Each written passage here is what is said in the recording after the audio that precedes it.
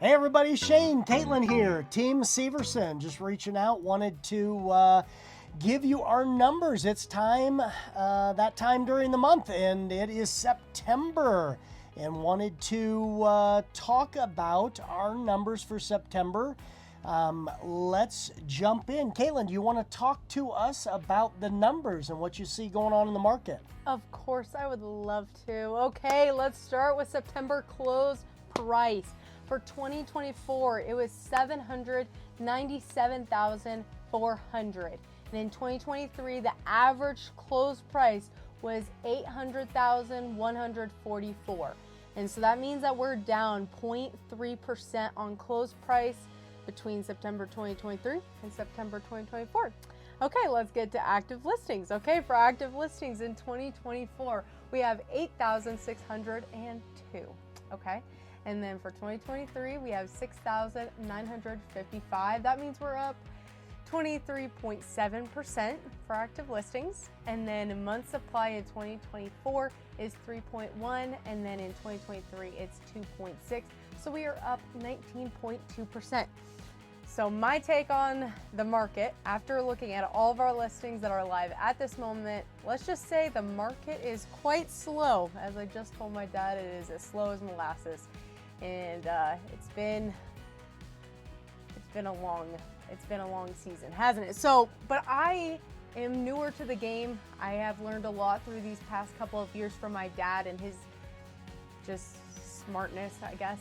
So how about he tell us the history and what he thinks about it, because he is a well-rounded agent. That's why you have a daughter that works for you, because she builds you up, makes you feel good about yourself. So thank you, Kaitlyn. I appreciate that segue. Yeah. So anyway, yeah, it's pretty slow. I think one of the things that when I look at those numbers that I wanted to point out was it looks like our market has dropped 0.3%. But I think that one of the reasons is this season is a lot slower than most seasons. I think if you look at the trend, which Kaitlyn and I have been looking at a lot for our investors and our buyers and our sellers, I think the trend still looks like this. The market is still increasing. So prices are still growing. But when you look at 1 month that is lower than last month, last year, I think all that really is telling us is this month is a lot slower than it was last year. And that a lot of things. I don't know that I have anything new to say than what we've said over the last couple months. You got interest rates, you got the election, you got fear, you got all of these things going on. I think I mentioned last month that rates are the lowest they've been in 2 years. So everything is generally pulling back, which should spur the market. Yeah, it's slow. I mean, our active listings are way up. Our supply is way up. Time on market is way up. In a normal market, we'd be getting 6, 7, 8 showings a week. And right now we're lucky if we get 1 a week. And so, yeah, it's changed a ton.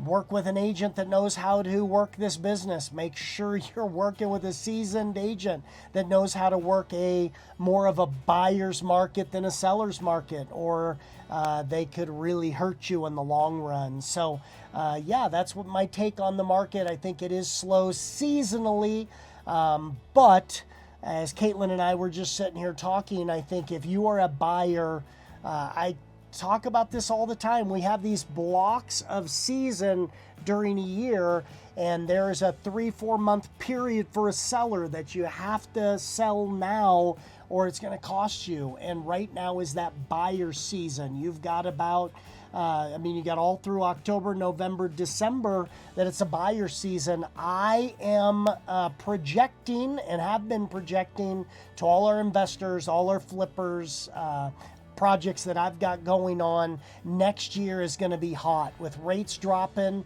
We'll be past election. I think the fear will be past, and I think we'll really be moving. I know a lot of people are, but the election, depending on who gets elected, I don't think that's really going to affect much of anything. I think what we're seeing now is more fear and seasonal drop than anything else.